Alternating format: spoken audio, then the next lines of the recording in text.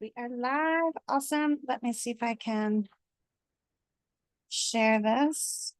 Oops. Oh, I know. I always take minutes. Sorry.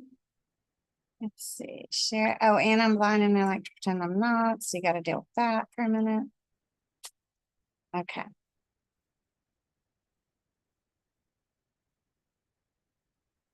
All right. We're in like it.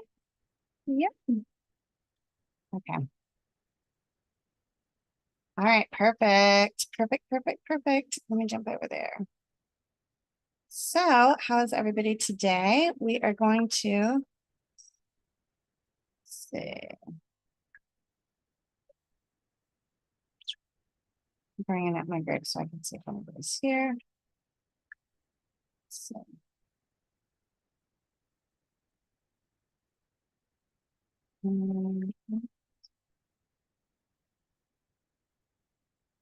okay. All right. Settle down. We're here. Let me pull up my thing. So we are all on the same page. All right. Today is, I know I always say this every single time, but a great topic. They're all great. If you are building your business, you need pretty much every single one of these. I know I do. All right. So today's topic, it's Q3 coming in fast, right? We're almost done with Q2, which means we're almost done halfway through the year. We've got 2 left.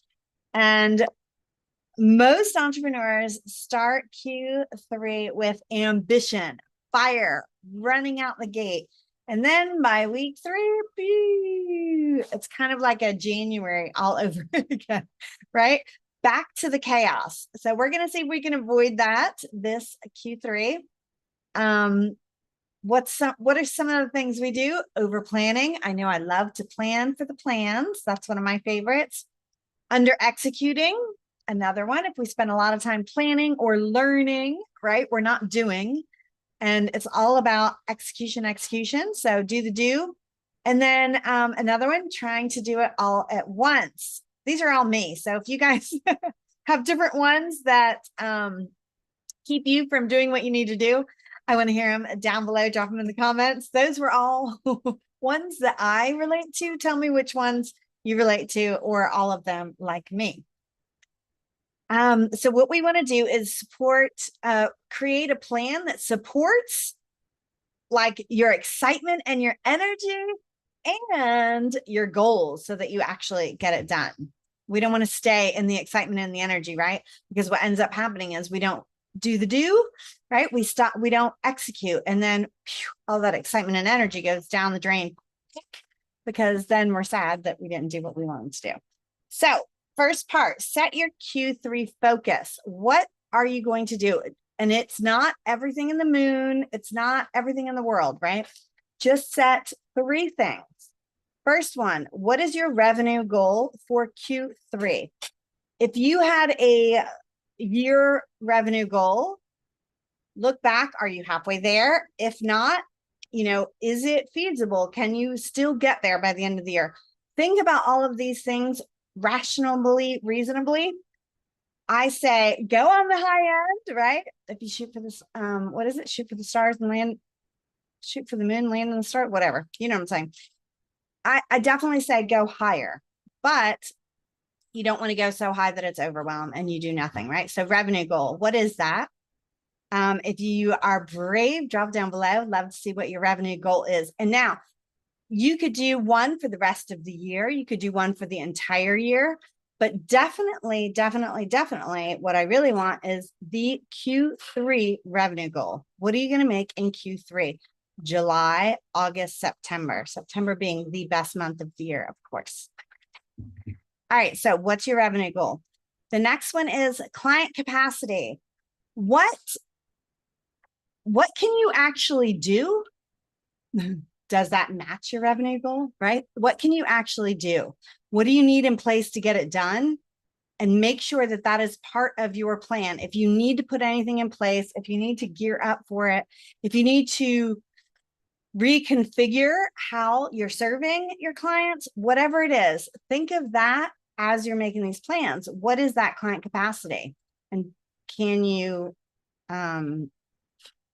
make that revenue goal with the client capacity? So a lot of times people will make these revenue goals that are, just amazing and awesome, but they can't actually fulfill. So you want to make sure that you can fulfill on what you're doing and you can fulfill well. So what is your client capacity? And then your core offer. What is the one offer that you are going to talk about all of Q3? One offer. One offer. So what is the one thing you want to be known for this quarter? What's that one thing? And I don't know if you noticed that I changed mine, but mine is clients on repeat. It just makes so much more sense. I am cheesy at all times and love to be cheesy. And so I will, help you do yours if we work together. But one of the things that I realized, and one of my coaches helped me realize is, and I do this with my clients, but when you do your own, you need somebody else to look at it. You need to be focused on the results. So clients on repeat is what you want, right? And that's what I use. And my methodology is still the STAR conversations. And I still use that in there, but now it just makes a lot more sense. All right, so we use, I have a Q3 game plan kit. If you want that, just drop Q3 below and I will send it right over to you. But this is going to be the thing where you're going to write all this down. You're going to have instant clarity. You're going to know exactly what it is and just move forward. All right. I just want to do a quick little belief shift for you.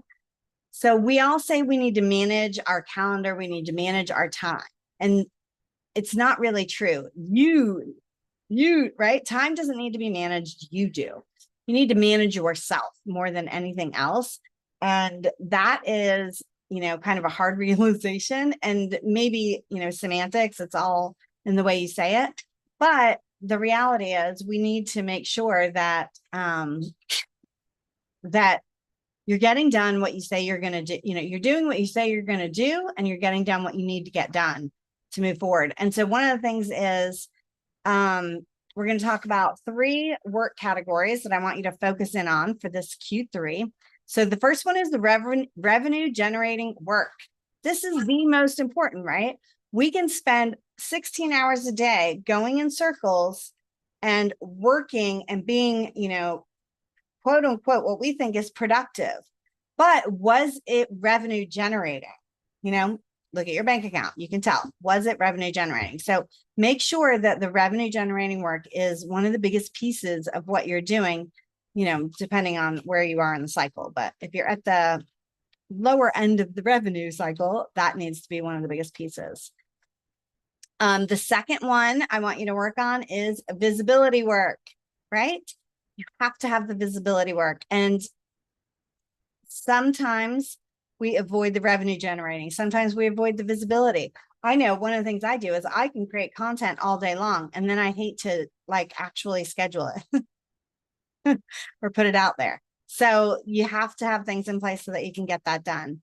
And then the last one is CEO time. And what is that? That means the time to get things done, the time to plan, the time to vision, the time to figure out maybe if you need to delegate something or how you're going to get other things done. So make sure that you have that time every single week, just a block of time for CEO time. It doesn't have to be daily. It doesn't have to be, 6 hours a day, anything like that. But you need to have at least one block of CEO time. All right. So let's walk through a little mini time audit and a weekly rhythm builder. This is the next thing you really want to do. So you want to look at the week as a whole. And what I would suggest is today's only the 19th, right? From now until the end of the month, just start writing down every single day. And I've done this and it's really hard to do, believe it or not. I've set an alarm for every half an hour or every hour and just write down what you're actually doing during that time and go back and look at it. Do that for a week or two and you'll be amazed where your time really goes, or what you really spend your time on, right? Plus, if you've ever tried to lose weight and you track your food, the more you track it, the more you're aware of it. And the more you're aware of it, the better off you do. So just by sheer nature of tracking what you're doing, you're going to start doing better anyway and being more effective. The available hours you have. So what does that mean? That means write down everything that you're committed to already.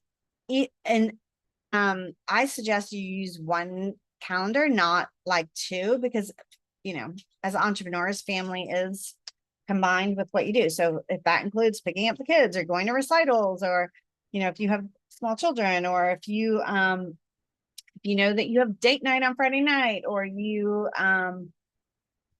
have a football game you're going to, whatever it is, put all of those in first, all of your commitments in first, and then figure out, okay, what do I actually have available?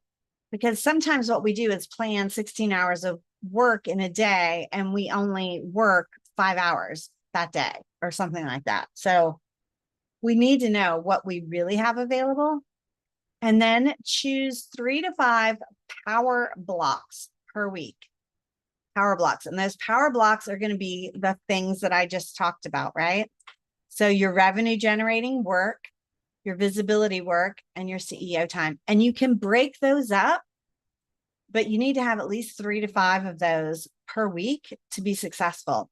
And once you schedule them, you cannot break them. You have to do them. And the visibility, like if you have visibility blocks, you can break them up so that one day is planning, one day is, creating, recording, whatever, distributing, however it is. You want to plan each one of those things out. So 3 to 5 minimum a week. And you might have 3 to 5 just on visibility and make them shorter, but you want to do 45 minutes to 2 hours. Some people say 4 hours. I say that's too much, but I would say 45 minutes to 2 hours is a good amount of time. Do what works for you, but get that like rhythm going. And again, our lives are different than a 9 to 5er. We don't do the exact same thing every single week at the exact same time, right? So that's okay. Plan it weekly. Put those blocks in at the beginning of the week when you know what you're committed to. All right. And then get them in the calendar. Just get them in there. Color coordinate them, color code them, however you want to do it. And remember this, you are the absolute most important client in your business. And a lot of us will do things for everybody else and our clients and everybody else without paying attention to ourselves. I call it shoemaker's daughter, right? So shoemaker's son, if you're a boy. We need to stop doing that and start focusing on growing our own business. And it's easy to use clients as a procrastination kind of technique for not wanting to do the things that we have to do in our business. But for our business to be consistent and to be sustainable and to grow, it has to be, we have to focus on ourselves as our most important client. All right, so here are just some example prompts that are in the kit. If you want the kit, the Q3, you can just drop Q3, like Monday, what matters most this week? You always want to answer that. I have a thing called the Hub, if you're interested, where we get together and do a lot of these things together. It's called the Hub. But anyway, Monday, what matters the most? Friday, what worked? What gets carried forward? What did I not get done? How well did I do? That type of thing. All right, so map your time like a CEO. That's what we're after right now. So time doesn't need to be managed. Like we said, you do. Make sure you schedule the revenue generating work. What is that? Client delivery. Obviously, you have to do that, but that's the easy one, right? We know that one. We always get that one done.